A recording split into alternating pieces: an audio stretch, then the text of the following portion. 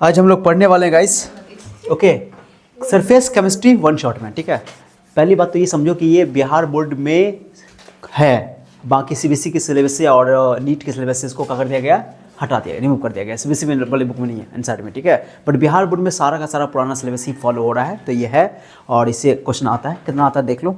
Okay, Bihar board में देखो 2024 को पहले देखो, 3 MC, ज़्यादा क्वेश्चन इससे नहीं आता है, ज़्यादा इंपॉर्टेंट चैप्टर नहीं है, लेकिन नॉलेज के नज़रिए से देखोगे तो इसमें बहुत सारा इंटरेस्टिंग फैक्ट है। ओके चलो, तो ऑब्जेक्टिव 3 दिया हुआ है और शॉर्ट टाइप का 2 नंबर का 2024 में पूछा था।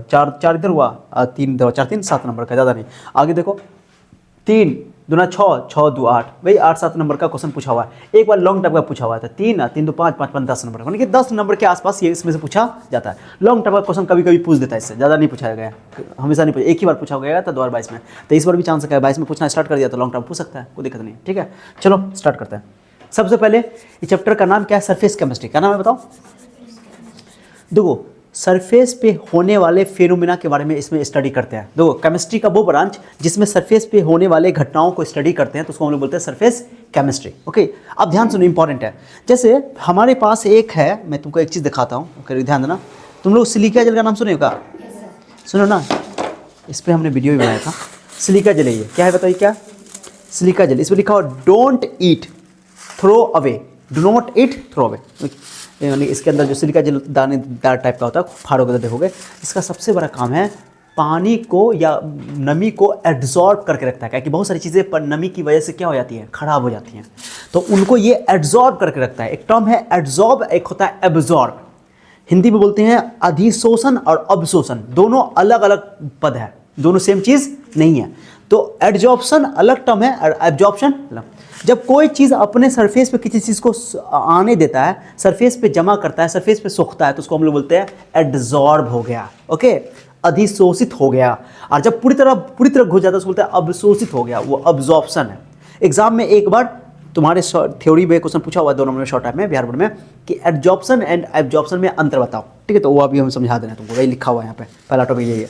तो जैसे तुम देखो चौक को तुम अगर पानी में डालोगे, तो चौक को थोड़ा देर पानी में डालने के बाद उसको खोलो, तोड़ो ना, तो अंदर सूखा रहेगा, ऊपर का खाली भींगा रहेगा। तो चौक के ऊपर ही पानी आके मिलता है, यानी एब्जॉर्ब होता है, अंदर तक नहीं जाता है। और एब्जॉर्प्शन में क्या होता है, जैसे तुम स्पंज डाल दो, स्पंज पूरी तरह भींग जाएगा, पूरी तरह सूख लेगा, सारे हिस्से में पानी चला जाएगा, माने पूरे बल्क में चला जाएगा, पूरे हिस्से में। ओके, अंदर तक घुस जाता है, तो उसको बोलते हैं अब्जॉर्प्शन। दोनों में अंतर है। ठीक है, तो देखो सबसे पहले तो एड्जॉर्प्शन जो है सरफेस पे होता है ना, तो एक तरह का ये सरफेस फिनोमेना। एब्जॉर्प्शन पूरे हिस्से में होता है, इसको बोलते हैं बल्क फिनोमेना। कौन फिनोमेना, तो लिखा हुआ है it involves higher concentration of the gas और liquid at the surface of the substance. किसी पदार्थ के ऊपर गैस का या लिक्विड का ओके जमा होना। ओके, ये है तुम्हारा adsorption. It involves uniform distribution of the molecular species through the bulk, पूरे बल्क में घुस जाना चीज़ों का, उसको बोलते हैं पूरे बल्क, पूरे हिस्से में। ओके, इसको बोलते हैं हम लोग absorption. Okay, absorption. It is surface phenomena, सबसे इंपॉर्टेंट ये सतही प्रक्रिया है। कौन प्रक्रिया है, बट ये जो है ये पूरे बल्क फिनोमेना है, माने कि बल्क घटना है, बल्क प्रक्रिया। बल्क मतलब पूरे हिस्से में होने वाला। ठीक है, बल्क एग्जाम में पूछा हो तो इसलिए ध्यान देना। It is rapid in the beginning and slows down the near the equilibrium. मतलब कि जैसे जैसे मान लो कि ये सिलिका जेल है, इसके ऊपर वालों का एयर के मॉलिक्यूल या हवा में जो नमी है, नमी आके चिपक रहा है, तो स्टार्टिंग में फास्ट आके चिपकेगा। ओके, जब ऊपर लेयर बढ़ गया, मान लो यहाँ इतना बड़ा लेयर है, बढ़ गया, ओके, तो वापस फिर दोबारा आकर के उतना नहीं चिपकेगा ना, पहले स्टार्टिंग में फास्ट था, बाद में स्लो हो जाएगा। तो देखो एक चीज़ सुनो, जब आके चिपकेगा तो एड्जॉर्प्शन बोलोगे, सरफेस के ऊपर अगर कोई मॉलिक्यूल आके चिपका तो उसको बोलोगे एड्जॉर्प्शन। ओके, अब वापस जब वो हो सकता है कि बहुत सारा कंसंट्रेशन हो जाए, तो कुछ मॉलिक्यूल वापस बोलो वेपर में भी कन्वर्ट हो जाएगा, मतलब डिजॉल्व भी हो जाएगा, उसको बोलते हैं डिजॉर्प्शन। एड्जॉर्प्शन का उल्टा डिजॉर्प्शन। ओके, बस समझे, तो लिखा हुआ। तो शुरू में ये फास्ट होता है और बाद में स्लो हो जाता है, और ये हमेशा एक ही रेट से चलता है, एक ही रेट से। Okay, it is a fast process, it is slow process. ये थोड़ा फास्ट होता है, स्लो होता है। ठीक है, it depends on the surface area, ये सर्फेस एरिया पर डिपेंड करता है। सर्फेस एरिया, अब सोचो ना, सर्फेस एरिया क्यों डिपेंड करेगा, छोटा सर्फेस एरिया में कम हो आके चिपकेगा, बड़े सर्फेस एरिया पे ज़्यादा आके चिपकेगा। ठीक है, इसलिए अक्सर देखोगे, ध्यान देना, केमिकल ऑर्गेनिक केमिस्ट्री में हम लोग पढ़े होंगे हाइड्रोजनेशन, याद है, हाइड्रोजनीकरण की अभिक्रिया को कराने के लिए जहाँ पे हम लोग पढ़े होंगे वेजिटेबल ऑयल को वेजिटेबल घी बनाया जाता है, डालडा बनाया जाता है ना, सुनियो ना, तो वनस्पति तेल से डाल्टा बनाया जाता है, तो उसमें हाइड्रोजनेशन प्रोसेस का इस्तेमाल करते हैं। तो उसमें कैटलिस्ट के तौर पे हम लोग मेटल का सरफेस लेते हैं, जैसे निकेल, पैलेडियम या प्लेटिनम, ठीक है। तो उसके सरफेस उसको पाउडर फॉर्म में रखते हैं। किसके फॉर्म में रखते हैं? पाउडर फॉर्म में। पाउडर फॉर्म में सरफेस एरिया बढ़ जाता है। अब सरफेस एरिया ज़्यादा बढ़ जाएगा तो हाइड्रोजन गैस उस पर आकर के ज़्यादा एब्जॉर्ब हो पाएगा। तो पाउडर फॉर्म में लेने का रीज़न यही है कि वो सरफेस एरिया का करता है, बढ़ा देता है। जैसे कोयला को पाउडर फॉर्म में रख दोगे तो सरफेस एरिया का हो जाएगा, बढ़ जाएगा, ठीक है। चारकोल वगैरह सब तो वो ज़्यादा एब्जॉर्ब करता है। अब ये बट सरफेस एरिया नहीं करता है। It always an exothermic process. ये एक तरह का एक्सोथर्मिक प्रोसेस है कि सोचो ना, ये जो एयर में मॉलिक्यूल है, नमी पानी वाटर के मॉलिक्यूल है या नमी है, वो इस मॉलिक्यूल सरफेस पे आके चिपक रहा है, यानी कि फोर्स इसको अट्रैक्ट कर रहा होगा और अट्रैक्शन से एनर्जी रिलीज होता है। तो एक्सोथर्मिक प्रोसेस है। कौन प्रोसेस है? और ये एक्सो भी हो सकता है और एंडो भी हो सकता है। ओके, ये अंतर मैंने बता दिया। 5 नंबर में भी आ सकता है और बोलो 2 नंबर में आ सकता है। 2 नंबर में आया हुआ है। अब एडजॉर्प्शन लिख दिया, द एक्युमुलेशन ऑफ गैस और liquid on the surface of solid is called adsorb. अपने सिलेबस में सॉलिड के ऊपर ही कोई सॉलिड, लिक्विड या गैस आकर के एडजॉर्ब होगा, ठीक है। एडजॉर्बेट किसे बोलते हैं? जैसे हम लोग पढ़े थे सॉल्यूशन चैप्टर में कि जिसको घोला जाता है उसको सॉल्यूट बोलते हैं, जिसमें घोला जाता है सॉल्वेंट बोलते हैं। उसी तरह एडजॉर्प्शन के अंदर जिस सरफेस के ऊपर आकर के कोई चीज़ आकर चिपकता है, ओके, तो जो चीज़ चिपकता है उसको बोलते हैं एडजॉर्बेट, और जिसके ऊपर चिपकता है उसको बोलते हैं एडजॉर्बेंट। जैसे सिलिका जेल एडजॉर्बेंट है। सिलिका जेल क्या है?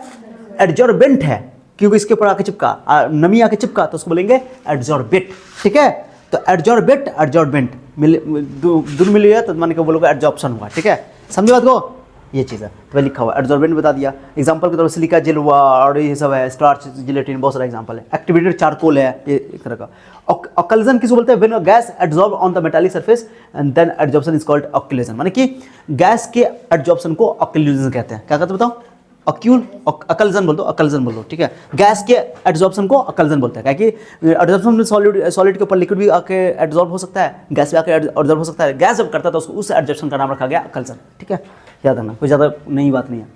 ओके, चलो मैकेनिज्म एड्जॉर्प्शन बता ही दिया। मैकेनिज्म है कि चिपकता है तो एड्जॉर्प्शन का रेट स्टार्टिंग में फास्ट होता है, डिजॉर्प्शन का रेट स्लो होता है। डिजॉर्प्शन मतलब, सुनो ना, बात नहीं करो, मॉलिक्यूल बाहर वापस आ चला जाता है तो उसको डिजॉर्प्शन बोलते हैं। स्टार्टिंग में एड्जॉर्प्शन का रेट ज़्यादा होता है, डिजॉर्प्शन का रेट कम होता है। एक टाइम आता है दोनों का रेट, जब यहाँ भर जाता है मॉलिक्यूल तो दोनों का रेट क्या हो जाता है? सेम होता है। उसको बोलते हैं इक्विलिब्रियम हो गया। कहा गया? इक्विलिब्रियम आ गया, ठीक है। तो एड्जॉर्प्शन का रेट और एब्जॉर्प्शन का रेट कहाँ गया? एब्जॉर्प्शन, अच्छा, एब्जॉर्प्शन और एब्जॉर्प्शन दोनों मिला के जॉब्शंस बोलते हैं। जहाँ भी एब्जॉर्प्शन एड्जॉर्प्शन दोनों हो जाता है उसको बोलते हैं जॉब्शंस, और एब्जॉर्प्शन के उल्टा को बोलते हैं डिजॉर्प्शंस। क्या बोलते हैं गाइस? और एब्जॉर्प्शन जो है एक स्पॉन्टेनियस प्रोसेस है। कौन प्रोसेस है? खुद ब खुद होता है, माने कुछ करने की जरूरत नहीं है। अब तुम्हारे शरीर पे आकर के धूल कना के चिपक रहे हैं तो एब्जॉर्ब ही तो ना हो रहा है, तो खुद ब खुद होता है, तो हमको कराने की जरूरत नहीं है। ओके, तो एब्जॉर्प्शन जो है वो स्पॉन्टेनियस प्रोसेस है। कौन प्रोसेस है? और ये हमेशा एक्सोथर्मिक प्रोसेस होता है। ये ऑब्जेक्टिव वाले में आ सकता है, ठीक है। चलिए, टाइप्स ऑफ एड्जॉर्प्शन देखो। जो एड्जॉर्बेंट की सरफेस पे आके चिपक रहा है तो उसके बीच में फोर्स ऑफ अट्रैक्शन है। अब वो फोर्स ऑफ अट्रैक्शन स्ट्रॉन्ग है तो बॉन्ड हो जाएगा, और वीक है तो वीक वन डबल फोर्स हो जाएगा। तो 2 तरह का एड्जॉर्प्शन होता है, बहुत इंपॉर्टेंट है। फिजिजॉर्प्शन और केमिजॉर्प्शन। फिजिकल एड्जॉर्प्शन बोलते हैं फिजिजॉर्प्शन को, और केमिकल एड्जॉर्प्शन बोलते हैं केमिजॉर्प्शन को। तो 2 तरह का एड्जॉर्प्शन होता है, फिजिजॉर्प्शन जिसको फिजिकल एड्जॉर्प्शन भी कहा जाता है, एक होता है केमिजॉर्प्शन जिसको केमिकल एड्जॉर्प्शन भी कहा जाता है। अगर स्ट्रॉन्ग बॉन्ड बन गया तो केमिकल एड्जॉर्प्शन, और वीक बॉन्ड बन गया तो उसको बोले फिजिकल एड्जॉर्प्शन। ओके, मैं लिखा हुआ, चलो आ जाओ। When the molecules of the physical adsorption देख लो। When the molecules of the adsorbate are held to the surface of the adsorbent by weak force like van der Waals forces, okay, this adsorption is called physical adsorption. Exam में पूछा हुआ है। Physical adsorption is also called physisorption. Okay, example adsorption of gases on the charcoal. Charcoal के ऊपर जो adsorption होता है gas का, वो एक तरह का तुम्हारा physical adsorption है। Okay, और chemical adsorption में बॉन्ड बन जाता है, strong bond. Okay, when the molecules of the adsorbate are held to the surface of the adsorbent by the strong force chemical bond के थ्रू जुड़ता है तो उसको बोलते हैं हम लोग केमिकल एड्जॉर्प्शन या chemical adsorption. Chemical adsorption is also called chemisorptions. Example adsorption of H2 gas on the platinum surface या निकल सरफेस या पैलेडियम सरफेस, जैसे एग्जांपल दिया था, वहाँ बॉन्ड बनता है, केमिकल बॉन्ड बनता है, ठीक है। दोनों में अंतर हमने यहाँ पे लिख दिया। 5 नंबर में क्वेश्चन आ सकता है और 2 नंबर में आया हुआ है। 5 नंबर में आ सकता है और 2 नंबर में, और ऑब्जेक्टिव भी पूछा हुआ है। जैसे दो, it arises due to weak van der Waals forces. फिजिजॉर्प्शन week van der वाल फोर्स की वजह से, वो स्ट्रॉन्ग बॉन्ड की वजह से, यानी केमिकल बॉन्ड की वजह से। Okay, it is not specific, ये कोई स्पेसिफिक नहीं है, मतलब कि मैंने किसी के साथ भी चिपक सकता है, मैंने कोई भी यहाँ पर फिजिजॉर्प्शन में कोई भी आकर चिपक सकता है, बट ये स्पेसिफिक नेचर का होता है। मैंने बॉन्ड कोई खास चीज़ों के बीच में ही बन सकता है, मैंने स्पेसिफिक नेचर का होता है, highly specific. It is reversible, मैंने एक बार अगर चिपक गया तो वापस बोलो डिजॉल्व भी हो जाएगा, रिवर्सिबल नेचर का, बट ये इरिवर्स, एक बार बॉन्ड बन गया तो बन गया, इरिवर्सिबल नेचर का होता है। इसका हीट ऑफ एडजॉर्प्शन, जो आके चिपकेगा तो अट्रैक्शन होगा, अट्रैक्शन से एनर्जी रिलीज होगा, उसको बोलते हैं हीट ऑफ एडजॉर्प्शन। इसका होता है 20 से लेकर के 40 किलो जूल पर मोल। माइनस नहीं बोलोगे, रिलीज के लिए माइनस लगाते हैं, लेकिन वैल्यू बोलोगे 20 से 42 किलो जूल, 20 से 40 किलो जूल पर मोल। एग्जाम में पूछा हुआ है, फिजिक्स जॉब्सन में हीट ऑफ एडजॉर्प्शन कितना होता है, तो 20 से 40 किलो जूल पर मोल, ठीक है, पूछा हुआ है। इसमें ज़्यादा होगा कि स्ट्रॉन्ग आयनिक बॉन्ड है, स्ट्रॉन्ग फोर्स है, तो 80 से 240, ओके, माइनस लगा दिया गया रिलीज के लिए, ठीक है, टेंशन मतलब। इसमें कोई कह के यहाँ पर रिएक्शन तो हो नहीं रहा है, तो कोई एक्टिवेशन एनर्जी की रिक्वायरमेंट नहीं है। यहाँ पर रिएक्शन हो रहा है, तो यहाँ पर एक्टिवेशन एनर्जी की रिक्वायरमेंट है। लो टेम्परेचर फेबल है, यहाँ पर टेम्परेचर लो होना चाहिए। अगर ज़्यादा टेम्परेचर कर दोगे तो गैस के मॉलिक्यूल आके चिपकेंगे नहीं, बल्कि उल्टे भाग जाएंगे, डिजॉल्व का रेट ज़्यादा हो जाएगा, है ना। तो लो टेम्परेचर भी ज़्यादा होता है, ओके। और यहाँ पर चूंकि बॉन्ड बन रहा है ना, तो हाई टेम्परेचर यहाँ फेवरेबल है, ठीक है। It forms multi layer of adsorbent. एक बार आके चिपका, जैसे मान लो तुम एक दिन नहाए, ठीक है, एक दिन नहीं नहाओगे तो एक लेयर चढ़ जाएगा, लोग गर्दा का एक लेयर चढ़ेगा चेहरे पे। 2 दिन छोड़ दो तो और लेयर चढ़ जाएगा। मतलब कि फिजिकल एडजॉर्प्शन में गर्दा का लेयर, दूसरा लेयर, तीसरा लेयर, मैंने कई मल्टी लेयर में चढ़ सकता है, लेकिन ये एक ही लेयर में होता है। तो देखो ये it forms multi layer of adsorbent, it forms uni layer of adsorbent, मतलब कि एक ही लेयर में, ओके, एडजॉर्बेंट का। More easily liquefiable gases so physisorption, जो गैस आसानी से लिक्विफाई हो जाती है, ये याद रखना, जो आसानी से लिक्विफाई मतलब जिसको द्रव में बदला जा सकता है। जो गैसें आसानी से लिक्विफाई हो जाती हैं वो फिजिक्स जॉब्सन शो करती हैं। कौन शो करती है? जैसे हाइड्रोजन जल्दी आसानी से लिक्विफाई नहीं होता है तो फिजिक्स जॉब्सन नहीं शो करता, बल्कि वो केमी जॉब्सन शो करता है, ठीक है। Gas which can react with adsorbent show chemisorption, बता दिया। इट इज लिखा हुआ है, इसका जो रेट है decreases with increase of temperature. जो फिजिक्स जॉब्सन का रेट होता है वो टेम्परेचर बढ़ने से बताओ घटता है। बोले टेम्परेचर बढ़ा दोगे तो इसका रेट क्या हो जाएगा? डिक्रीज कर जाएगा, okay. The rate of physisorption decrease with increase in temperature. Temperature बढ़ाने से इसका टेम्परेचर बढ़ाओ तो जो मॉलिक्यूल चिपका तो वो भी भाग जाएगा, ठीक है। बट यहाँ पर बॉन्ड बनता है, इसके लिए इसमें क्या होता है कि पहले तो टेम्परेचर बढ़ाने से इसका रेट बढ़ता है, फिर बाद में घटता है with increase in temperature, okay. घटता भी है बॉन्ड बनने के बाद, एक्टिवेशन एनर्जी मिल जाएगा तो उसके बाद तो कल चेंज होगा। Factor affecting adsorption, okay. कौन सा आके चीज़ चिपक रहा है, गैस चिपक रहा है, गैस में भी कौन गैस है, हाइड्रोजन है कि नाइट्रोजन है कि कौन है, तो नेचर पे डिपेंड करेगा, एडजॉर्बेंट के नेचर पे, एडजॉर्बेंट के नेचर पे, और फिर एडजॉर्बेंट के भी नेचर पे, कौन सा है, सिलिका जेल है कि चारकोल है, ओके। तो नेचर ऑफ एडजॉर्बेंट पे, टेम्परेचर पर डिपेंड करेगा, बोले टेम्परेचर के साथ दोनों प्रेशर पे डिपेंड करेगा, ठीक है। अब यहाँ पर एक टर्म है जिसको बोलते हैं एक्सटेंट ऑफ एडजॉर्प्शन, माने एडजॉर्प्शन ज़्यादा होगा कि कम होगा, उसके लिए x/m डिफाइन करते हैं। सरफेस एरिया ज़्यादा तो x/m का वैल्यू ज़्यादा, x/m का वैल्यू ज़्यादा बोलने का मतलब है कि एडजॉर्प्शन ज़्यादा। तो एडजॉर्प्शन x/m हम लोग इसलिए इस्तेमाल करते हैं ताकि हम एडजॉर्प्शन को मेजर कर सकें। तो x/m की वैल्यू ज़्यादा होगी यानी कि एडजॉर्प्शन ज़्यादा होगा, x/m की वैल्यू कम होगी यानी कि एडजॉर्प्शन कम होगा, भैया मतलब। देखो यार क्या लिखा हुआ, क्रिटिकल टेम्परेचर होता है, एक टेम्परेचर होता है, ओके, जिसके ऊपर गैस को लिक्विफाई नहीं कर सकते, तो क्रिटिकल टेम्परेचर के डायरेक्टली प्रोपोर्शनल है। ऑब्जेक्टिव में आ सकता है कि जिसका क्रिटिकल टेम्परेचर ज़्यादा होगा उसका एडजॉर्प्शन भी ज़्यादा होगा, ओके। चलो मैं लिखा हुआ है, एग्जाम्पल दिया हुआ है कि एक गैस है, बी है, सी है, तीनों का हमें क्रिटिकल टेम्परेचर इसका ज़्यादा है, सबसे ज़्यादा जिसका होगा उसका एडजॉर्प्शन सबसे ज़्यादा होगा। x/m का वैल्यू यानी कि एडजॉर्प्शन बता दिया, ठीक है। इफेक्ट ऑन x/m यानी कि एडजॉर्प्शन के ऊपर टेम्परेचर का बोलो असर। तो आप टेम्परेचर का फिजिक्स जॉब्सन में, देखो ये फिजिक्स जॉब्सन है, फिजिकल एडजॉर्प्शन में टेम्परेचर बढ़ाओगे तो तुम्हारा x/m की वैल्यू घटेगी यानी एडजॉर्प्शन घटेगा, क्योंकि जो फिजिकल एडजॉर्प्शन के अंदर जो मॉलिक्यूल आके चिपक रहा है, टेम्परेचर बढ़ाने से मॉलिक्यूल क्या होगा, चिपक हटेगा, डिजॉल्व होगा, तो घटता है रेट, ओके। टेम्परेचर बढ़ाने से इसका वैल्यू रेट क्या होता है, घटता है, एडजॉर्प्शन रेट। बट इसमें क्या होता है, केमिकल एडजॉर्प्शन में टेम्परेचर बढ़ाने से पहले बढ़ता है फिर घटता है। जब एक्टिवेशन एनर्जी के इतना एनर्जी उसको मिल जाएगा तो फिर बाद में बॉन्ड बनेगा, तो फिर वापस तुम बढ़ाओगे एनर्जी टेम्परेचर तो कोई फायदा नहीं होगा, उल्टे वो बॉन्ड मतलब कि उसका रेट क्या हो जाएगा, घट जाएगा। तो केमिकल एडजॉर्प्शन में स्टार्टिंग में बोलो टेम्परेचर बढ़ाने से एडजॉर्प्शन का रेट बढ़ता है, फिर बाद में घटता है, ओके, लिखा भी हुआ है। अब चलते प्रेशर का देख लेते हैं। प्रेशर वाली एग्जाम में पूछा हुआ है, प्रेशर वाले में याद ना, इसको बोलते हैं ये एडजॉर्प्शन आइसोथर्म बोलते हैं, यहाँ टेम्परेचर कांस्टेंट रखना है, प्रेशर के साथ देखना है। तो प्रेशर बढ़ाने से देखो, प्रेशर बढ़ाने से ध्यान देना, स्टार्टिंग में ध्यान दो, ये केवल और केवल फिजिकल एडजॉर्प्शन के लिए, केमिकल एडजॉर्प्शन के लिए हम लोग पढ़ते नहीं है, फिजिकल एडजॉर्प्शन के लिए, ओके। प्रेशर को बढ़ाने से, प्रेशर बढ़ाओगे तो सोचो ना, गैस के मॉलिक्यूल तुम प्रेशर लगाओ तो आकर चिपकेगा और नहीं चिपकेगा, तो एडजॉर्प्शन का रेट बढ़ेगा। तो एक टाइम आएगा कि तुम प्रेशर बढ़ा रहे हो तो गैस के मॉलिक्यूल आके चिपक रहे, एक टाइम होगा कि पूरा कपड़ा लेयर का पूरा सरफेस एरिया का भर जाएगा, उसका तुम कितना प्रेशर बढ़ा लोगे तो एडजॉर्प्शन बढ़ने वाला नहीं, एडजॉर्प्शन कांस्टेंट हो जाता है। तो भैया तो स्टार्टिंग में लो प्रेशर पे उसकी वेरिएशन जो होती है वो लीनियरली होती है, लीनियरली मतलब एक पावर के, ओके। फिर उसका मॉडरेट प्रेशर पे जो है वो कुछ 1 पावर और 2 के बीच में होता है, माने 1 से कुछ बड़ा पावर पे, और हाई टेम्परेचर जाकर वो कांस्टेंट हो जाता है, माने 1 कर रहे हैं। लो प्रेशर पे 1 पावर के डायरेक्टली प्रोपोर्शनल होता है, ओके, x/m की वैल्यू प्रेशर के डायरेक्टली प्रोपोर्शनल 1 पावर के है, लगभग स्ट्रेट लाइन। और मॉडरेट प्रेशर पे वो 1 और 0 और 1 के बीच में पावर होता है, 1/2 1/3 1/4 इस तरह। और हाई प्रेशर पे 0 पावर हो जाता है, ओके। तो ये बहुत इंपॉर्टेंट है। तो एट हाई प्रेशर x/m की वैल्यू P के डायरेक्टली प्रोपोर्शनल लेकिन 0 के, इंडिपेंडेंट, यानी कि प्रेशर पर डिपेंड नहीं करेगा। तो हाई प्रेशर पर x/m की वैल्यू यानी कि एडजॉर्प्शन का रेट इंडिपेंडेंट हो जाता है टेम्परेचर से, समझे। फिर उसका लो प्रेशर पे पावर 1 लीनियरली वेरी करता है, ओके। और मॉडरेट प्रेशर पे 1/n यानी n की वैल्यू जो होती है वो 1 और 2 के बीच में, 1 और इन्फिनिटी के बीच में होती है, यानी कि 1/2 1/3 1/4 1/5 इस तरह के, ओके। तो एग्जाम में पूछा हुआ कि x/m जो होता है वो किसके डायरेक्टली प्रोपोर्शनल होता है, k इंटू पी का पावर 1/n। n की वैल्यू इनफाइनाइट होती है 1/0 हो जाएगा तो जब हाई प्रेशर होगा तो ये इतना याद होगा। हाई प्रेशर पे फिजिकल एडजॉर्प्शन का रेट, ओके, इसके साथ प्रेशर के चेंज होने के साथ चेंज नहीं होता, प्रेशर से इंडिपेंडेंट हो जाता है। और लो प्रेशर पे, वेरी लो प्रेशर पे वो लीनियर वेरी करता है पावर 1 के, ठीक है, याद रखना। और मॉडरेट प्रेशर में 0 और 1 के बीच में वैल्यू आता है पावर प्रेशर का, ठीक है, ये बता दिया। चलो हो गया, प्रेशर बढ़ाने से बढ़ता है, इतना याद रखो। ये सब चलो, ये सब मैथमेटिकल एक्सप्रेशन सब है, चलो ये सब छोड़ दो। अब एडजॉर्प्शन का एप्लीकेशन है तो देखो कुछ ऑब्जेक्टिव में आ सकता है कि गैस मास्क का जब प्रथम विश्व युद्ध हुआ था ना, तो प्रथम विश्व युद्ध के अंदर, ध्यान दो, प्रथम विश्व युद्ध के अंदर बहुत सारी जहरीली गैसें छोड़ी गई थी। तो जो सैनिक होते थे वो मास्क लगा कर रखते थे।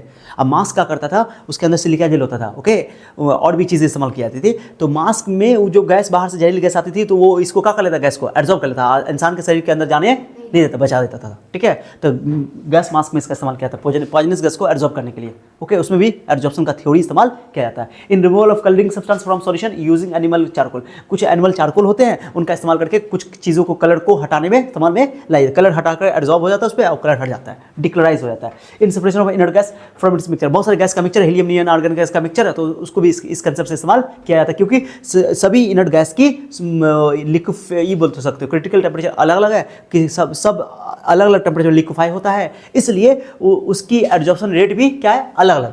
तो उसको इसी आधार पर निकाल अलग किया जा सकता है, ठीक है।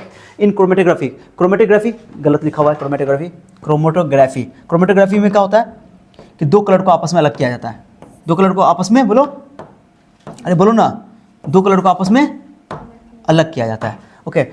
प्रोड्यूसिंग हाई वैक्यूम, अब इनर्ट गैस सबको तुमको हटा दोगे, सब गैस को हटा दोगे तो क्या होगा, वैक्यूम नहीं मिलेगा, तो वैक्यूम भी क्रिएट करने में किया जाता है। क्यूरिंग डिजीज को दूर करने में, ओके।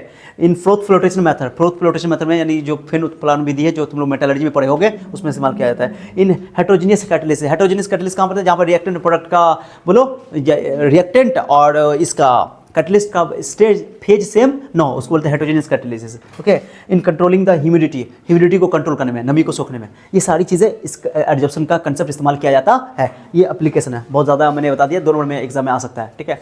अब कैटलिस्ट जानते हो, कैटलिस्ट क्या होता है, ये सुनो तो फटाफट, कैटलिस्ट क्या होता है, वो सब्सटेंस जो रिएक्शन के रेट को या तो बढ़ा दे या तो घटा दे। दो इंपॉर्टेंट है, कैटलिस्ट खाली रिएक्शन के रेट को बढ़ाता है ऐसा नहीं है, घटा भी सकता है, ओके, माने बदल दे। एग्जाम में एक बार क्वेश्चन पूछा कि कैटलिस्ट क्या करता है, रिएक्शन के रेट को बढ़ाता है या घटाता है, या मे इंक्रीज और डिक्रीज, कौन आंसर मारोगे। हाँ, तो बढ़ा भी सकता है, और हाँ, तो 2 तरह का पॉजिटिव कैटलिस्ट बढ़ाता है, नेगेटिव कैटलिस्ट घटाता है, लेकिन हाँ, कैटलिस्ट का काम है कि वो पॉजिटिव स्पीड को, रिएक्शन की स्पीड को चेंज कर देता है, ओके, बता दिया, ओके।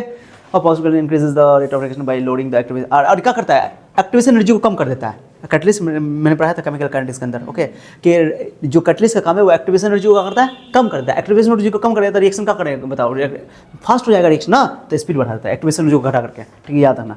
और नेगेटिव बता दिया, हेवर प्रोसेस के अंदर कैटलिस्ट आयरन इस्तेमाल होता है, और उसका रोजनमुंड रिएक्शन के अंदर पैलेडियम का सरफेस के ऊपर बेरियम सल्फेट के इस्तेमाल करते हैं। ये सब तुम्हारा कैटलिस्ट की तरह काम करता है, ओके।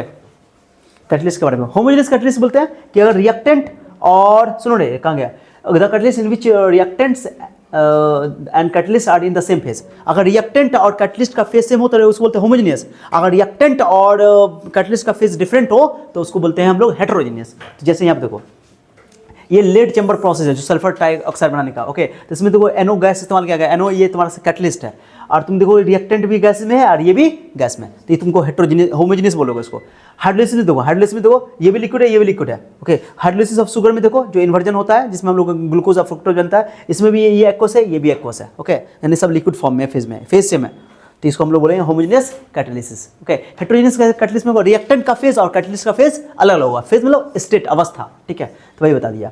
तो यहाँ पे गैस गैस ये सॉलिड है, दो या हेवर प्रोसेस के अंदर ये सॉलिड है, ये तुम्हारा देखो SO2 मिला यहाँ पर प्लैटिनम इस्तेमाल करते सॉलिड है, ये गैस है।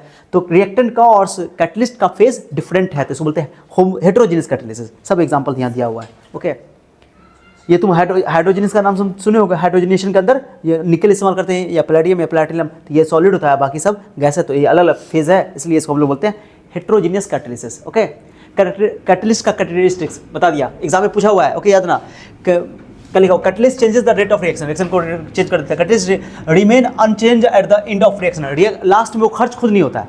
मैंने कैटलिस्ट वो सब पदार्थ है, उत्प्रेरक वो पदार्थ है जो रासायनिक अभिक्रिया के दर को तो बदल देता है, लेकिन खुद रासायनिक अभिक्रिया के अंत में खर्च नहीं होता है। इंपॉर्टेंट है ये। Okay, catalyst can not initiate the, ये रिएक्शन को चालू नहीं कराता है, रिएक्शन को चालू नहीं कराता है। रिएक्शन चालू करने के लिए तो एक्टिवेशन एनर्जी रिक्वायरमेंट चाहिए, तो बस ये रिएक्शन एक्टिवेशन एनर्जी के रिक्वायरमेंट को क्या करता है, कम कर देता है। इससे क्या होता है, कम चालू तो हो जाता है, कम एनर्जी में, ये बात है। ठीक है, catalyst do not change the value of equilibrium constant के वैल्यू को चेंज नहीं करता है।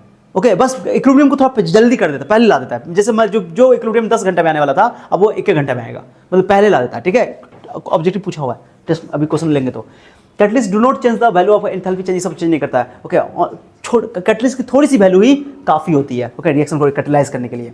Catalyst in solid state is more, हाँ सॉलिड स्टेट अगर स्टेट में कैटलिस्ट है तो उसका पाउडर फॉर्म में लेंगे। किस में लेंगे, पाउडर फॉर्म में सरफेस एरिया बढ़ जाता है तो ज़्यादा इफेक्टिव होता है, असरदार होता है। ठीक है, catalyst can change the rate constant of the reaction, वही है रिएक्शन को रेट को ही चेंज करता है, रेट कांस्टेंट को चेंज करेगा ही करेगा। Catalyst can participate in mechanism of the reaction, हाँ बस ये कॉमन है, ये सब कैटलिस्ट के बारे में पॉइंट है, पूछा हुआ एग्जाम में। सॉलिड कैटलिस्ट की दो प्रॉपर्टी होती है सॉलिड कैटलिस्ट की, एक एक्टिविटी एक सेलेक्टिविटी। कैसे बताओ, एक्टिविटी और मैंने ध्यान दो, ग्रुप 5 से लेकर 11 तक जितने भी डी ब्लॉक के एलिमेंट जनरली कैटलिस्ट का काम करते हैं। कैटलिस्ट की खास प्रॉपर्टी डी ब्लॉक के एलिमेंट के पास है। ओके, किसी पास है, डी ब्लॉक के एलिमेंट, क्योंकि उसकी पाउडर फॉर्म में सरफेस एरिया बहुत ज़्यादा होता है। ठीक है, तो उस रीजन और डिटेल्स वहाँ पढ़ोगे तो ये तो catalyst activity increase from group 5 to 11, 5 से 11 तक में जाने में छोड़ना। कैटलिस्ट की क्या होती है, फीचर्स बढ़ जाती है, एक्टिविटी बढ़ जाती है, ज़्यादा कैटेलिटिक प्रॉपर्टी शो करता है। Maximum catalytic activity shown by the 7 to 9 group elements, 7वां और 9वां ग्रुप जो होता है वो ज़्यादा ग्रुप शो करता है। भाई 7वां 9वां देखो ना, 9वां वे हो गया तुमको, 7वां हो गया तुम्हारा मन तकड़े, और 9वां हो गया भाई कोबाल्ट निकल, सब सुने ना वैसा। हाँ चलो, ओके। सेलेक्टिविटी माने कि एक ही कैटलिस्ट अलग अलग रिएक्शन के लिए अलग अलग काम करता है, समझे बात को। जैसे देखो एक ही रिएक्शन के लिए अलग अलग कैटलिस्ट की जरूरत पड़ती है। जैसे ये कार्बन मोनोऑक्साइड गैस और हाइड्रोजन गैस में कोई कॉपर डाल दोगे तो तुम्हारा अल्डिहाइड बन जाएगा। अगर कार्बन मोनोऑक्साइड में हाइड्रोजन के साथ तुम निकल डाल दोगे तो तुम्हारा मीथेन बन जाएगा। माने कि कैटलिस्ट क्या करता है, जो सेलेक्टिव नेचर का होता है, अलग अलग रिएक्शन के लिए कैटलिस्ट की अलग अलग जरूरत होती है, सेलेक्टिव नेचर का, बहुत इंपॉर्टेंट है। ओके, उसके बाद एक है सेप सेलेक्टिव कैटलिस्ट, बहुत इंपॉर्टेंट है ये एग्जाम में, अभी तक तो पहले आता था अभी नहीं आया लेकिन आ सकता है, बहुत इंपॉर्टेंट है। ओके, ये कैटलिस्ट जो होती है क्या लिखा हुआ, the catalysis which depends on the pore structure of the catalyst and the size of the reactant molecules is called shape selective catalyst. Shape catalyst जो होता है ये रिएक्टेंट मॉलिक्यूल के स्ट्रक्चर पे, उसके पोर स्ट्रक्चर पे डिपेंड करता है, उसके होल पे, ताकि कैटलिस्ट जो है वो आपस में रिएक्टेंट के मॉलिक्यूल के साथ क्या हो जाए, चिपक जाए। तो साइज इतना फिट होता है कि वो रिएक्शन को करा सकता है। ठीक है, तो ये याद रखना कि ऐसा कैटलिस्ट जो रिएक्टेंट मॉलिक्यूल के शेप पर डिपेंड करता है। ओके, स्ट्रक्चर, पोर स्ट्रक्चर पर डिपेंड करता है, वही लिखा हुआ है the catalysis which depends on the pore structure, माने उसके होल के क्षेत्र, होल पे, okay, of the catalyst and the size of the reactant molecules. तो द शेप सेलेक्टिव कैटलिस्ट, इसको शेप सेलेक्टिव कैटलिस्ट कहते हैं। The catalyst used is called shape selective catalyst. Okay, इस रिएक्शन को बोलते हैं शेप सेलेक्टिव कैटलिसिस, और जो कैटलिस्ट इस्तेमाल किया गया उसको बोलते हैं shape selective catalyst. Okay, the pore size is generally in range 260 से 740 पिकोमीटर के अंदर होता है। ठीक है, example zeolites are good shape selective catalyst, बताए थे जियोलाइट्स सबसे अच्छा एग्जांपल है, बिकॉज जियोलाइट के पास जो है हनी कॉम्ब लाइक स्ट्रक्चर होता है। ओके, मधुमक्खी के छत्ते के जैसा एक स्ट्रक्चर होता है और वो रिएक्टेंट मॉलिक्यूल में फिट हो जाता है। ठीक है, जियोलाइट्स बहुत अच्छा एग्जांपल है। और जियोलाइट में याद ना, जियोलाइट का इस्तेमाल जो है पेट्रोकेमिकल इंडस्ट्री में किया जाता है, पेट्रोल वोट्रोल निकालने के लिए। ठीक है, और JSM-5 जो है वो एक अच्छा जियोलाइट का एग्जांपल है। ओके, ये याद रखना, जो अल्कोहल को गैसोलीन में कन्वर्ट करता है, JSM-5। ठीक है, याद रखना, इंपॉर्टेंट है। अब एडजॉर्प्शन थ्योरी है, एडजॉर्प्शन थ्योरी बहुत आसान है, इसको पढ़ लेना एक बार। ओके, इसमें कुछ ज़्यादा नहीं है। ओके, इसमें क्या करना है कि कैटलिस्ट ये क्या है बताओ, ये रिएक्टेंट मॉलिक्यूल है, ये कैटलिस्ट है। ओके, सुनो आकर के पहले क्या करेगा, ये रिएक्टेंट मॉलिक्यूल कैटलिस्ट पे आके चिपकेगा, क्योंकि कभी ऑप्शन होगा ना तो ये आके चिपकेगा, ये चिपका, ठीक है। उसके बाद इसको कह सकते हो कि ये हो गया तुम्हारा डिफ्यूजन एक तरह का, ठीक है। और ये अरे नहीं बोलो, अभी बॉन्ड बना कैटलिस्ट के साथ ए का बी का, फिर ए और बी के बीच में बॉन्ड बनेगा, ए और बी के बीच में बॉन्ड बना, कहाँ गया, ए और बी के बीच में बॉन्ड बना, इसको कैटलिस्ट बोलोगे। और ये कैटलिस्ट आकर इससे चिपका, बॉन्ड बनाया, फिर ए और बी के बीच में बॉन्ड बनेगा, रिएक्टेंट आपस में बॉन्ड बनाएगा, प्रोडक्ट बना लेगा, प्रोडक्ट बना के फिर वापस ये हटेगा भी, ओके। ये इंटरमीडिएट है, कैटलिस्ट फिर अलग हो जाएगा, तो कैटलिस्ट जिस रूप में था उस रूप में वापस अलग भी हो गया, ओके। तो इसका ये प्रोसेस थोड़ा देख लेना, ज़्यादा इंपॉर्टेंट नहीं है ये। This theory explain the heterogeneous catalyst, मानी हेटेरोजेनियस कैटलिस्ट को एक्सप्लेन करता है। The role of the solid catalyst is explained on the basis of this theory in the following step. Diffusion of the reactant molecules on the surface of the catalyst, मानी reactant molecule आकर catalyst से आकर चिपकेगा, ठीक है, जैसे ए और B चिपका। Adsorption of reactant molecules on the surface of the catalyst, भाई एडजॉर्ब हो गया, जमा हो गया, ठीक है। इंटरमीडिएट फॉर्मेशन, इंटरमीडिएट बना, ओके। और डिसऑर्प्शन, इंटरमीडिएट बोलते हैं कि कैटलिस्ट के साथ भी बॉन्ड है और रिएक्टेंट का यानी प्रोडक्ट भी बन रहा है थोड़ा सा, ठीक है। Desorption of the product molecules from the surface of catalyst, वो जो प्रोडक्ट मॉलिक्यूल बना है वो कैटलिस्ट से क्या हो गया, हट जाएगा, okay. Diffusion of the product molecules from the surface, हट जाना डिफ्यूजन कराएगा, ठीक है। चलो आ जाओ, ये सारा एडजॉर्प्शन का थ्योरी है हेटेरोजेनियस कैटालिसिस के लिए, ठीक है। एंजाइम बायोकेमिकल कैटालिस्ट होता है, क्या होता है, ये सब तुम वो केमिस्ट्री में पढ़े हो, बायोलॉजी में पढ़े हो। बायोकेमिकल कैटालिस्ट होता है, ये कम्प्लेक्स नाइट्रोजनस ऑर्गेनिक कंपाउंड्स है which are produce from living plants and animals. Enzymes are protein molecules of the high molecular mass, protein molecules होता है, and form colloidal solution in water, ठीक है। Colloid के बारे में आगे बात करेंगे। Enzymes are biological catalyst, okay. Enzymes catalyse the biochemical reaction, hence the enzyme also called biochemical catalyst, ये बता दिया एंजाइम के बारे में वही बात है, ओके। एंजाइम का कुछ एग्जांपल याद रखो, जैसे इन्वर्टेज एंजाइम है, एस्ट से मिलता है, जो सुक्रोज को ग्लूकोज या फ्रुक्टोज में बदल देता है। जाइमेज एंजाइम है, जो ईस्ट से मिलता है, ग्लूकोज को एथाइल अल्कोहल में CO2 में कन्वर्ट करता है, ग्लूकोज का, ओके। सुनिए ना, सुनिए। उसके बाद हाँ, मैंने ग्लूकोज को इथाइल अल्कोहल कार्बन डाइऑक्साइड में मतलब जो फर्मेंटेशन पढ़ते हैं, फर्मेंटेशन किन्वन उसमें ये बात, ओके। चलो, डाइस्टेज है, माल्ट सोर्स माल्ट से मिलता है, स्टार्च को माल्टोज में कन्वर्ट करता है। माल्टेज है, खाली एज लग जाता है, जो भी प्रोटीन होगा ना, जो एंजाइम होगा उसमें एज लग जाता है, क्या लग जाता है, कार्बोहाइड्रेट से एज बल जाता है, ओके। चलो, कार्बोहाइड्रेट में ओज लगता है इसमें, जैसे ग्लूकोज फ्रुक्टोज ओज लगता है, इसमें एज लगता है। माल्टेज ईस्ट को माल्टोज को ग्लूकोज में कन्वर्ट करता है। यूरिएज सोयाबीन में मिलता है, यूरिया को कन्वर्ट करता है NH3 और CO2 में। अब पेप्सिन जो स्टोमक में पाया जाता है, प्रोटीन को सीधे अमोनियो एसिड में कन्वर्ट कर देता है, ये पढ़े भी होगा, प्रोटीन को अमीनो एसिड में कन्वर्ट करता है, पेप्सिन नाम का, ओके। चलो, ये एंजाइम का बोलो कुछ पॉइंट है। एंजाइम हाईली एफिशिएंट होता है, हाईली स्पेसिफिक नेचर का होता है, भाई जैसे जो प्रॉपर्टी पढ़े ना हुआ, ओके। ये एक हमारे शरीर में बहुत सारा एंजाइम है, तब तो खाना ना तो एंजाइम ना हो, तो एंजाइमिक प्रक्रिया ना हो तो हमारा खाना तो सालों में डाइजेस्ट होगा, डाइजेस्ट ही नहीं होगा, इंसान मर ही जाएगा, खा भी नहीं पाएगा, ठीक है। तो एंजाइम ही है जो खाना पचाने में हेल्प करता है, बहुत सारा एंजाइमिक प्रक्रिया होती है, बायोलॉजिकल केमिकल कैटलिस्ट का काम करता है, यहाँ पे बायोकेमिकल रिएक्शन होती है, ठीक है। तो ये बहुत ज़्यादा एफिशिएंट होता है, ठीक है। मैकेनिज्म में भाई की एंड लॉक मैकेनिज्म में काम करता है, थोड़ा पढ़ लोगे इसको, ठीक है। यहाँ पर ये एंजाइम है, ये सबस्ट्रेट है, जो रिएक्टेंट को सबस्ट्रेट बोलते हैं, ये दोनों आपस में की एंड लॉक में फिट हो जाता है, फिट होने के बाद में फिर अलग भी हो जाता है और ये प्रोडक्ट बन जाते हैं, ठीक है। ये की एंड लॉक मैकेनिज्म कहलाती है, ठीक है, एंजाइम का। कोई ज़्यादा नहीं इसमें टाइम नहीं। अब चलते हैं कोलोइड की बात करते हैं। दो एक ट्रू सॉल्यूशन होता है, इनकी पार्टिकल की साइज बहुत छोटी होती है, 1 नैनोमीटर से छोटी होती है, ओके। और उसके बाद सस्पेंशन का साइज जो होता है 1 नैनोमीटर का होता है, 10⁻⁹ मीटर को, ठीक है। और सस्पेंशन का साइज जो होता है वो 1000 नैनोमीटर से बड़ा होता है, 1000 नैनोमीटर से बड़ा होता है। और कोलोइड का जो पार्टिकल का साइज होता है वो 1 नैनोमीटर और 1000 के बीच में होता है, ठीक है, इंपॉर्टेंट है, ठीक है। तो मैं लिख दिया, जैसे ये होमोजेनियस मिक्सचर होता है। कोलोइड जो होता है, कोलोइड जैसे दूध को देखो, दूध तुमको दिखेगा कि ये होमोजेनियस है, दिखने में लगेगा कि सब पूरा बड़ा है, पूरा यूनिफॉर्म है, ठीक है, कंपोजिशन, लेकिन दिखता है होमोजेनियस, लेकिन होता है हेट्रोजीनियस, ओके। थोड़ा सा दूध को बहुत दिन तक छोड़ दोगे तो उसमें थोड़ा हल्का नीचे सा, थोड़ा देर छोड़ दोगे 2 घंटा 3 घंटा, तो नीचे थोड़ा गाढ़ा नजर आएगा, ठीक है। तो दिखता है होमोजेनियस लेकिन होता है हेट्रोजीनियस, ओके, ये याद रखना है। तो चार्ज में लगा देते हैं, नहीं तो फिर बंद हो जाएगा, ओके गाइस। तो ये है, बाकी सब देख लेना, ये एग्जाम में अभी तक नहीं आया लेकिन पूछ सकता है, ठीक है। ये इसके पार्टिकल बहुत छोटे होते थे, ये सेटल डाउन नहीं होते हैं, बट ये सेटल डाउन इवरी होता है, और वो सस्पेंशन जैसे बालू पानी का मिक्सचर हो गया वो सेटल डाउन हो जाता है, ठीक है। Its particles are pass through filter paper से, इसके मतलब फिल्टर पेपर से पास हो जाता है, इतना छोटा पार्टिकल होता है। इसके भी फिल्टर पेपर से पास हो जाता है, इधर इनके पार्टिकल थोड़ा बड़े हैं तो ये पास नहीं होते, ठीक है। Its particles are not visible, इसके पार्टिकल दिखाई नहीं देते, बहुत छोटे होते हैं, इनके पार्टिकल भी नहीं दिखाई देते, लेकिन इनके पार्टिकल बड़े पार्टिकल दिखाई देते, बालू पानी में दिखाई देता है, ठीक है। इट डजंट शो टिंडल, ये टिंडल इफेक्ट शो नहीं करता, लेकिन Tyndall effect colloidal solution show करता है और सस्पेंशन भी शो करता है, एग्जाम में पूछा हुआ है। ब्राउनियन मोशन जो जिगजैग मोशन होता है ना पार्टिकल का, उसको बोलते हैं ब्राउनियन मोशन, ठीक है। तो ब्राउनियन मोशन ये शो नहीं करता कि छोटा बहुत छोटा पार्टिकल है, ये ब्राउनियन मोशन शो करता है, वो शो करता है, ठीक है। इट डिफ्यूज रैपिडली, बहुत जल्दी ये मिलता है, चीज़ें में घुल जाता है फटाक से नहीं, और ये जल्दी ये स्लोली, और ये डिफ्यूज ही नहीं होता है, ओके। बालू को पानी को जल्दी घोलो तो नहीं घुलेगा भैया, डिफ्यूज नहीं होता है। ये तुमको ट्रू सॉल्यूशन बता दिया। कोलॉइडल सॉल्यूशन, कोलॉइडल सॉल्यूशन सुनो, कोलॉइड्स को सोल भी बोलते हैं, शॉर्ट टर्म में क्या बोलते हैं, सोल। सोल समझ जाना कि कोलॉइड को बोला जाता है। सोल किस बोलते हैं, सॉल्यूशन नहीं समझना, सॉल्यूशन से ही लिया गया सोल, लेकिन कोलॉइड्स को ही सोल बोलते हैं, ठीक है। चलो, colloidal system made of two phase, colloid के अंदर फिर दो होता है, जैसे सॉल्यूशन के अंदर क्या होता है, सोल्यूट सॉल्वेंट। अरे सुनो ना, कोलॉइड के अंदर भी दो, एक होता है डिस्पर्स फेज, एक होता है डिस्पर्सन मीडियम, याद है, ओके। तो कोलॉइड के अंदर होता है, बता दिया, सब फटाफट समझेंगे, हिंदी में लिखा हुआ है, ओके। कोलॉइड कितने टाइप के होते हैं, on the basis of physical state of DP and DM, माने डिस्पर्स फेज और डिस्पर्सन मीडियम के बीच में जो इंटरेक्शन है उन पर 8 टाइप का होता है, बता देंगे, माने स्टेट के आधार पे, अवस्था के आधार पे। फिर उनके बीच में फोर्स के आधार पे लाइफोफिलिक और लाइफोबिक सोल, बहुत इंपॉर्टेंट है, एग्जाम में पूछा हुआ है इस पर क्वेश्चन, ठीक है। और टाइप्स ऑफ डीपी पार्टिकल, जो डिस्पर्स फेज पार्टिकल के साइज के आधार पे, multi molecular solid, micro molecular solid, okay, और एसोसिएटेड कोलॉइड जिसको हम लोग मिसल भी कहते हैं, उनके बारे में बात करते हैं। चलो, डीपी मतलब डिस्पर्स फेज और डीएम मतलब डिस्पर्सन मीडियम, ठीक है। देखो ये क्वेश्चन में इसमें पूछा हुआ, देखो दो solid solid solid sol, example याद है, एग्जांपल पूछा हुआ सीधी सीधी, ओके। सॉलिड लिक्विड सोल कहते हैं, उसको भी सोल कहते हैं, ओके। तो ink, colloidal, gold, plant, cell fluids, okay, बताते हैं।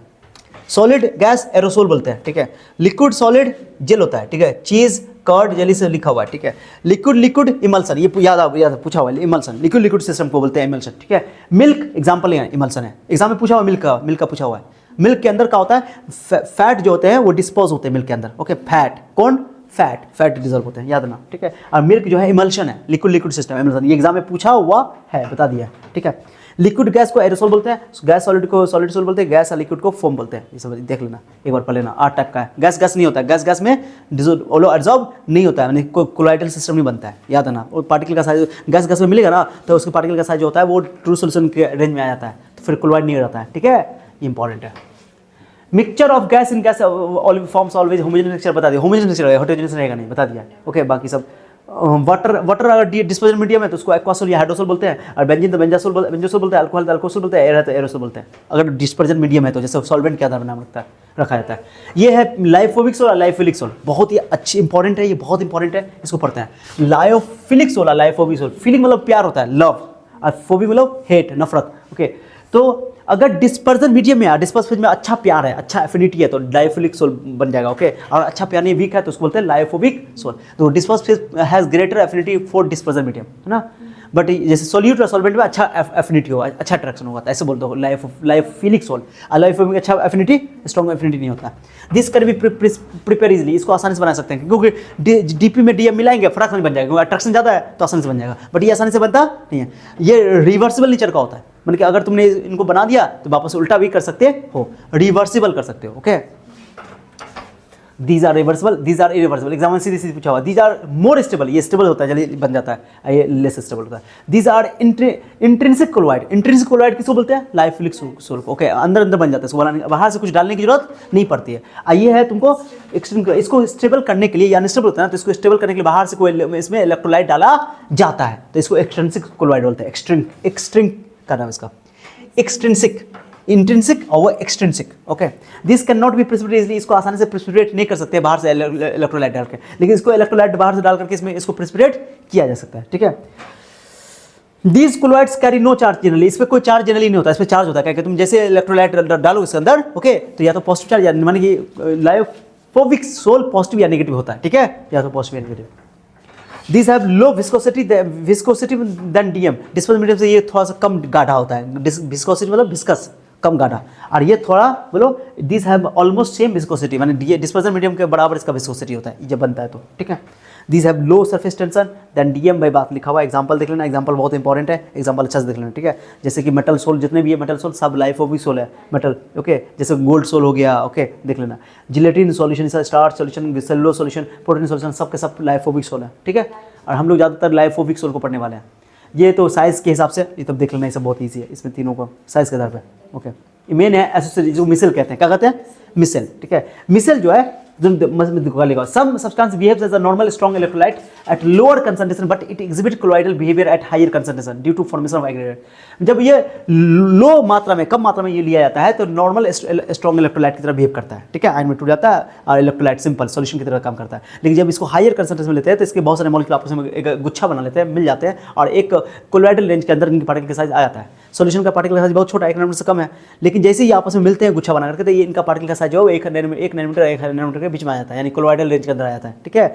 मतलब करीब 100 से ज़्यादा मॉलिक्यूल आपस में मिल जाते हैं और गुच्छा बना लेते हैं तो एक रेंज बन जाता है, पार्टिकल का साइज बड़ा हो जाता है, 1 नैनोमीटर से 1 नैनोमीटर बीच में आ जाता है तो कोलॉइड बन जाता है, ठीक है। उसको हम लोग बोलते हैं मिसल। मिसल एसोसिएटेड कोलॉइड को मिसल कहते हैं, ऑब्जेक्टिव में पूछा हुआ है, ठीक है। एक पर्टिकुलर कंसंट्रेशन के बाद ही बनता है, इसलिए इसको उस कंसंट्रेशन का नाम है क्रिटिकल मिसल कंसंट्रेशन, इस कंसंट्रेशन में बनता है, ठीक है। और जिस टेम्परेचर बनता है उसको बोलते हैं craft temperature. The molecules of soap detergent, soap detergent वाला बात जो है मिसल के फॉर्मेशन से पढ़े हुए, सोप वाला बात 10th क्लास में भी वही बात को मैंने लिखा हुआ है, ठीक है, देख लोगे। 100 का लिखा हुआ, एक चीज़ याद रखना वही लिखा हुआ है, micelles may contain as 100 molecules और मोर, ओके। मिसल के अंदर 100 या 100 से ज़्यादा मॉलिक्यूल्स होते हैं जो मिल करके मिसल बनाते हैं। ये सारी बातें तुम देख लोगे कि मिसल का पढ़े हुए सोप का एक्शन, ये सोप वाला एक्शन सब बात कर देख लोगे, okay. Methods of preparation of chloride, chloride बनाने की विधि, लायोफिलिक सोल को बनाने की जरूरत नहीं क्योंकि उसमें ग्रेटर एफिनिटी है तो बनाने की जरूरत नहीं है। लायोफोबिक सोल को बनाया जाता है तो एक केमिकल मेथड है, देख लोगे, ओके। केमिकल मेथड में केमिकल रिएक्शन का इस्तेमाल करते हैं।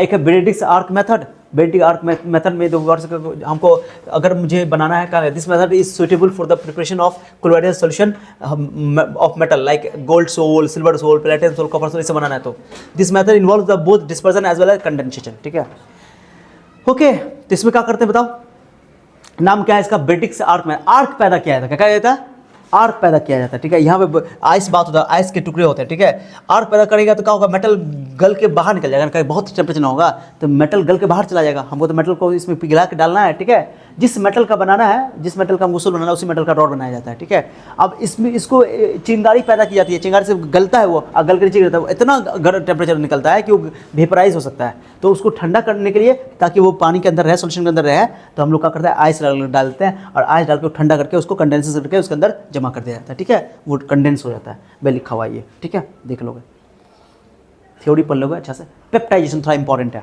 Okay. The process of converting of precipitate into a colloidal solution by seeking it with a dispersion medium in the presence of a small amount of an electrolyte is called peptidation, ठीक है। देखो एक precipitate बना हुआ है, उस precipitate को देखो कोलॉइडल सॉल्यूशन में, एक प्रिसिपिटेट को कोलॉइडल सॉल्यूशन में कन्वर्ट करना, दैट इज कॉल्ड पेप्टाइजेशन, ठीक है। क्या होता है, दो वर्ड से एक तुम्हारा सोल बना हुआ है, एक कोलॉइडल सॉल्यूशन बना हुआ है, उसको तुम इलेक्ट्रोलाइट डाल दिए तो प्रिसिपिटेट बन जाएगा, ठीक है, उल्टा है। और जस्ट उसको क्या करो, प्रिसिपिटेट को हिलाओ उसमें कुछ इलेक्ट्रोलाइट डालो तो फिर वापस कोलॉइडल सॉल्यूशन में कन्वर्ट हो जाता है, उसको हम लोग बोलते हैं peptization. The process of converting precipitate into a colloidal solution by shaking, मैंने हिलाने पर it with dispersion medium in the presence of a small amount of an electrolyte is called peptization. The electrolyte use is called peptizing agent, थोड़ा पढ़ लेना, थोड़ा important है। और ये बताया था, देखो AgNO3 और NaI मिलता है तो AgI PPT बनता है, ओके, ये PPT। अब इस PPT को ध्यान दो, यहाँ समझाऊंगा। इस PPT को तुम AgNO3 में डालोगे एक्स से लेकर के, तो इसमें कॉमन कौन आयन, Ag है ना, तो Ag प्लस आके इसको घेर लेगा, ओके। तो इसको बोलते कि ये पॉजिटिव सोल हो गया। और अगर तुमने AgI को NaI के साथ मिलाया तो I कॉमन आएगा, तो I माइनस घेर लेता है, पॉजिटिव सोल भी हो गया, नेगेटिव सोल भी हो गया, ओके। तो लाइपोइक सोल पॉजिटिव नेगेटिव हो सकता है, वो इलेक्ट्रोलाइट आप क्या ऐड करो वो इंपॉर्टेंट है, उस पर डिपेंड करता है, ओके। चलो यही करते हैं, टाइम नहीं लगेगा। प्यूरिफिकेशन ऑफ क्लोराइड ज़्यादा इंपॉर्टेंट नहीं है, डायलिसिस से बहुत ही ईजी है, सब देख लो, इसमें जो ज़्यादा टाइम नहीं है, इस पर टाइम नहीं लेना। हाँ, डायलिसिस का एक क्वेश्चन पूछा हुआ है कि प्यूरिफिकेशन में जो है किसका इस्तेमाल करता है, डायलिसिस याद था ना, ठीक है। The process of removal of impurity from colloidal solution is called suitable membrane is called dialysis, okay. Dialysis में सुटेबल मेम्ब्रेन का इस्तेमाल करके उसके अंदर कुछ इम्प्योरिटी होती है, उसको दूर की जाती है, ठीक है। The apparatus use for the dialysis called dialyser, ये सब पढ़े हुए हैं। The process of dialysis very slow, बहुत स्लो होता है, बहुत स्लो होता है डायलिसिस का प्रोसेस। उसको फास्ट करने के लिए हम लोग क्या करते हैं, इलेक्ट्रो डायलिसिस का इस्तेमाल करते हैं। इलेक्ट्रिसिटी माने charge, positive charge negative charge plate लगाते हैं और जो इसमें इम्प्योरिटी पॉजिटिव चार्ज होगा वो इधर भागेगा, नेगेटिव वाला इधर होगा, पॉजिटिव वाला उधर भागेगा, बता दिया। क्रिस्टलाइट कहते हैं इसके कोलॉइडल पार्टिकल क्रॉस वाला है, क्रिस्टलाइट में जो इम्प्योरिटी है, इम्प्योरिटी ऊपर नेगेटिव है, पॉजिटिव अगर है तो उधर अट्रैक्ट होगा, नेगेटिव वाला इधर अट्रैक्ट होगा। तो वो इसी तरह फास्ट किया जाता है इसको, ठीक है, ज़्यादा इंपॉर्टेंट नहीं है, याद रखना। अल्ट्रा फिल्ट्रेशन ये भी देख लेना, पढ़ लेना, ये ज़्यादा इंपॉर्टेंट सब नहीं है, जो इंपॉर्टेंट बता देता हूँ। हाँ, टिंडल इफेक्ट जानते हो, कोलिगेटिव प्रॉपर्टी जैसे हम लोग सॉल्यूशन में पढ़े थे ना, यहाँ भी सॉल्यूशन। ओके, ये the value of colligative property are colloids are smaller than the true solution at the same time. Simple बात है, सेम कंसंट्रेशन होगा तो ट्रू सॉल्यूशन में पार्टिकल साइज कम है तो ज़्यादा पार्टिकल में होगा, ज़्यादा पार्टिकल तो ज़्यादा कोलिगेटिव प्रॉपर्टी होगा। और कोलॉइड की रेंज पार्टिकल साइज बड़ा है तो पार्टिकल साइज बड़ा है तो इसका पार्टिकल की संख्या कम होगी तो इसका colligative property come. Colligative property number of solute particle पर डिपेंड करता है। ओके, तो याद ना कोलॉइड का कोलिगेटिव प्रॉपर्टी कम होता है ट्रू सॉल्यूशन के कंपैरिजन में। ठीक है, टिंडल इफेक्ट बता दे कि कोलॉइडल सॉल्यूशन के थ्रू ना लाइट को स्कैटर करना, लाइट को फैला देना, इसको कहते हैं टिंडल इफेक्ट। ओके, और इसमें लाइट का पाथ का होने लगता है, दिखने लगता है, सब देखे होंगे, सब पढ़े होंगे। ये तब होता है जब पार्टिकल का साइज लाइट की वेवलेंथ के करीब करीब ऑलमोस्ट सेम हो। ये याद रखना इंपॉर्टेंट है, फिजिक्स में भी पढ़े होंगे। ठीक है, हाँ, और टिंडल इफेक्ट का इस्तेमाल ही किया था ट्रू सॉल्यूशन और कोलॉइड को डिफरेंशिएट करने के लिए। ठीक है, ये याद रखना। ये कलर सब देख लेना बहुत इंपॉर्टेंट है। ब्राउनियन मोशन पढ़ लेना, थोड़ा 2 नंबर में आ सकता है, कलर देख लेना। ओके, और ये चार्ज तो बता ही दिया, positive charge negative charge. Okay, उसका लेयर आके चढ़ जाता है। ओके, जो कॉमन होता है ना, जैसे एक्सिस के आई लियो तो आई आके इस पर क्या हो जाएगा, पहले ए जी आई का प्रिंसिपल था, फिर के आई एक्सिस में तो आई इस पर आकर क्या होगा, बोलो, घेर लेगा इसको। ओके, आई और आई माइनस आकर घेरे तो आई माइनस बन गया, नेगेटिव चार्ज सोल हो गया। अब फिर पॉजिटिव उसके बगल में होता है, 2 लेयर बन जाता है, फर्स्ट लेयर और सेकंड लेयर। इसको फिक्स लेयर बोलते हैं। बाहर वाला जो लेयर है डिफ्यूज लेयर है या मोबाइल लेयर है। इसको इसके बीच में पॉजिटिव नेगेटिव के बीच में पोटेंशियल डिफरेंस आ जाता है, उसको बोलते हैं जीरो पोटेंशियल। याद रखना, बहुत इंपॉर्टेंट है नेगेटिव सोल। ठीक है, ये सारी बातें बता दिया, पॉजिटिव सोल भी बता दिया यहाँ भाई। अगर एक्सेस में तुम एक्सेस में यहाँ पर देखो, एक्सेस में तुम अगर यहाँ पे क्या लियो, देखो के आई लियो तो नेगेटिव सोल बन जाएगा, और एक्सेस में ए जी आई लोगे तो तुम्हारा ए जी प्लस आके घेर लेगा तो प्लस पॉजिटिव सोल बन जाएगा। ओके, ये सारी बातें हमने कर लिया। पॉजिटिव सोल का एग्जांपल याद ना, नेगेटिव सोल का एग्जांपल याद ना। पॉजिटिव सोल में जितना भी है, देखो जितने भी मेटल के ऑक्साइड है सब पॉजिटिव सोल है। ठीक है, हीमोग्लोबिन भी तुम्हारा क्या है, पॉजिटिव सोल है। बाकी ब्लड सब जो क्या है बताओ तुम्हारा, नेगेटिव सोल है। एग्जांपल देख लें, मेटल के सल्फाइड, गोल्ड सोल सब नेगेटिव सोल है सब। ठीक है, देख लेना एग्जाम्पल के तौर पर। इलेक्ट्रोफोरेसिस भाई, चार्ज पार्टिकल के इलेक्ट्रिक फील्ड के अंडर उसका मूव करना, the movement of colloidal particles under and applied electric field is called electrophoresis. हम जानते हो कि सोल पे पॉजिटिव चार्ज या नेगेटिव चार्ज होगा तो पॉजिटिव सोल होगा तो नेगेटिव को मूव करेगा, नेगेटिव होगा तो पॉजिटिव मूव करेगा, इसको हम बोलते हैं electrophoresis. Electro osmosis, when movement of colloidal particle, एक जैसे उसको बंद कर दो, रोक दोगे, स्टॉप कर दोगे, prevented by some suitable means, then it is observed that the dispersion medium begins to move an electric field. This is called electroosmosis. Okay, तो dispersion medium मूव करता है, पार्टिकल नहीं मूव करता है, तो उसको हम लोग बोलते हैं क्या चीज़, इलेक्ट्रोऑस्मोसिस। क्या कि जानते हो ऑस्मोसिस में क्या होता है, सिर्फ सॉल्वेंट पार्टिकल ही आर पार होते हैं फिल्टर पेपर से, है ना, माने कि मेम्ब्रेन से, वही बात यहाँ पे। एक है कोगुलेशन या प्रेसिपिटेशन बोलते हैं। Okay, the process of settling of colloidal particle is called coagulation. Coagulation is lipophic colloid is done by following methods. Electrophoresis करके, by mixing of 2 opposite charge करके, मतलब सिंपल बात है, चार्ज पार्टिकल उस पे होगा ना, इस पे सोल पे, तो उसके चार्ज को इलेक्ट्रोलाइट ऐड कर देंगे बाहर से, अब वो क्या होगा, सेटल डाउन हो जाएगा, यानी कि वो बोलो क्या हो जाएगा, सेटल डाउन होने का मतलब कि प्रेसिपिटेट बना लेगा, तो उसको बोलते हैं हम लोग क्या चीज़, प्रेसिपिटेशन या कोगुलेशन। ठीक है, ये इंपॉर्टेंट है। और कोगुलेशन का उल्टा होता है पेप्टाइजेशन। हाँ, बता देते हैं। हार्डी-सोल्ज रूल, जिसका चार्ज ज़्यादा होगा वो ज़्यादा कोगुलेट करेगा, सीधी बात है, कोगुलेशन पावर से ज़्यादा होगा। ये पढ़े हुए हम लोग, ज़्यादा कुछ नहीं, ज़्यादा इसमें नहीं है। कोगुलेटिंग वैल्यू, जिसका कोगुलेटिंग पावर ज़्यादा उसका कोगुलेटिव वैल्यू कम, यानी कम में नंबर से उसका पावर ज़्यादा। ये गोल्ड नंबर होता है, गोल्ड नंबर भी उसी तरह कोगुलेटिंग वैल्यू है, इस पर ज़्यादा टाइम नहीं लगाएंगे। ठीक है, lyophobic sol can not be coagulated easily. हाँ, लायोफिलिक सोल को आसानी से कोगुलेट नहीं कर सकते हैं। ठीक है, लायोफिलिक सोल को कोगुलेट नहीं कर सकते हैं क्योंकि उसमें बहुत ग्रेटर एफिनिटी होता है, इसलिए ये हो गया। चलो, गोल्ड नंबर को समझाने के लिए बात किया है। लायोफिलिक सोल को लायोफोबिक सोल को प्रोटेक्ट करने के लिए इस्तेमाल में लाया जाता है। बोलो, इमल्सन बोले, लिक्विड सिस्टम को बोलते हैं इमल्सन। 2 टाइप का होता है, ऑयल इन वाटर, एक होता है डब्ल्यू इन वाटर और वाटर इन ऑयल। बता दिए सब, देख लें एक बार, इमल्सन पूछ देता 5 नंबर में। ठीक है, तो ये टॉपिक हो गया है, ज़्यादा अब इसमें नहीं है। तो अब MCQ कर लेते हैं सरफेस केमिस्ट्री का। देखो, सरफेस केमिस्ट्री का MCQ, चलो ये तब तो पूरा पढ़ाई ही दिया है ना, पूरा थ्योरी, लायोफोबिक, लायोफिलिक सब बता दिया। ठीक है, देखो ये पूछा भी हुआ है, कोलॉइड के पार्टिकल का साइज 1 नैनोमीटर से 1000 नैनोमीटर के बीच बोले ना, उसको सेंटीमीटर लोगे तो 10⁻5 से 10⁻7 होता है। ठीक है, देख लेना, सारी बात है। चलो पहला क्वेश्चन देखो, in physical absorption the approximate heat energy evolved in kilojoule पर मोल। बता आंसर क्या होगा, 40। खत्म, समझ आया, कितना आसान है। देख लो, थ्योरी पढ़ने के बाद मजा आ जाएगा। लो, ये खत्म, ये हो गया। चलो 2021 में पूछा, ये बताओ, how many layers are involve in chemical absorption. Only unilayer होता है, तब 1। चलो जाओ, chemical absorption reaction is irreversible. Physics option reversible होता है और केमिकल एब्जॉर्प्शन इरिवर्सिबल होता है। और बताओ, which gas absorb strongly by charcoal. Ammonia gas सबसे ज़्यादा एब्जॉर्ब होता है, ये याद रखना, ठीक है। चलो और बोलो, चारकोल के द्वारा अमोनिया गैस एब्जॉर्ब होता है। अमोनिया गैस इसलिए एब्जॉर्ब होता है कि अमोनिया का क्रिटिकल टेम्परेचर जो है, जिसका क्रिटिकल टेम्परेचर ज़्यादा होता है बोले थे ना, वो जल्दी एब्जॉर्ब होता है। बताओ द रेट ऑफ कमी ऑप्शन बताओ। प्रेशर बढ़ाने से टेम्परेचर का बताना ना क्या हुआ है, खाली प्रेशर का है। तो प्रेशर बढ़ाने से फिजिक्स ऑप्शन का भी रेट बढ़ता है और केमिकल ऑप्शन का भी रेट बढ़ता है, प्रेशर से दोनों बढ़ता है, ठीक है। तो आंसर होगा डी।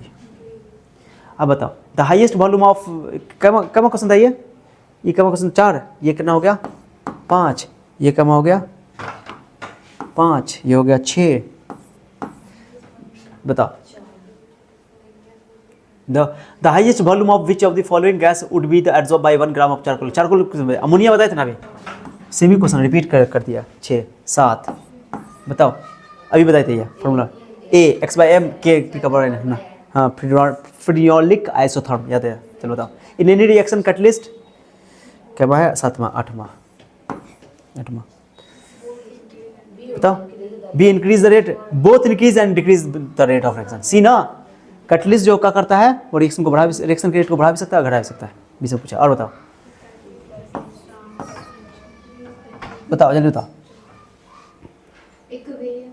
ना इंक्रीज द इक्विलिब्रियम कांस्टेंट को चेंज नहीं करता है, change the equilibrium constant no, shorten the time the reach equilibrium. Okay, equilibrium achieve करने को टाइम को क्या करता है, घटा देता है, बोले भी थे हम, कम कर देता है। नो 10 नंबर बताओ। अब बताओ मिल्क इज एन एमल्सन, ठीक है, एग्जाम्पल 1 में एमल्सन बताओ। Tyndall effect is observe by sol chloride है ना, सोल सॉल्यूशन स्टोर नहीं करता है, प्रेसिपिटेट वेपर से नहीं करता है। 12 नंबर बताओ। नॉट फाउंड इन सॉल्यूशन ये तो है, सुअर सॉल्यूशन नहीं शो करेगा, बाकी क्लोराइड सॉल्यूशन करवे करेगा, सस्पेंशन करवे करेगा, एमल्सन करवे करेगा, सब क्लोराइड ही ये तो है। 13 ये बताओ NaCl solution is added FeOH3 chloride solution then coagulate हो जाएगा। जब तुम ये ऑलरेडी कोलोइडल सोल है, ओके, और उसमें तुम NaCl डालोगे तो कोगुलेट हो जाएगा, यानी कि प्रेसिपिटेट हो जाएगा। तो कहाँ पर लिखा हो कोगुलेट, डी में। 14 बोलो लाइफेविक क्लोराइड, जल्दी बताओ। मिल्क गम ब्लड गम, हाँ गम लिखा है मैं, देखो ना गम 2 3 4 बार पूछा हुआ। लो 15 बोलो। मिल्क तो है ये लाइफेविक क्लोराइड, गम ब्लड सब है फॉग। अब बताओ ये बताओ, अभी बता क्या है, ये 5 या 7 15 16 हाँ सी, हाँ 10 का ऑनलाइन अभी बताए थे ना, 22 में पूछा हुआ।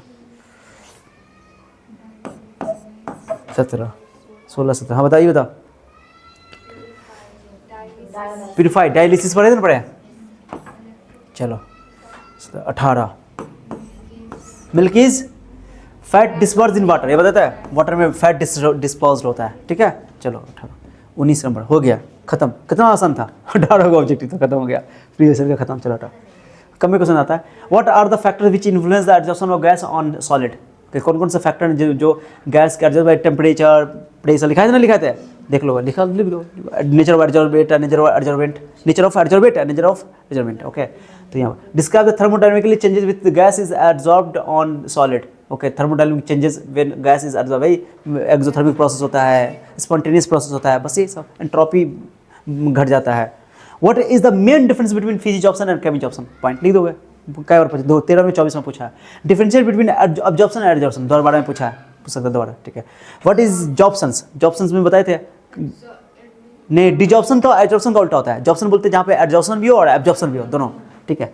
Give an example of solution of gas in solid. हाँ भाई देख लेना सॉल्यूशन का गैस का, तुमको एग्जांपल लिख के सब कुछ लिख के लाना है, सब खुद से। Okay, give one example each of homogeneous and heterogeneous catalysis, सबका एग्जांपल देना है। वो एग्जांपल तो लिखा है, होमोजेनियस कैटालिसिस और हेटेरोजेनियस कैटालिसिस का एग्जांपल देना।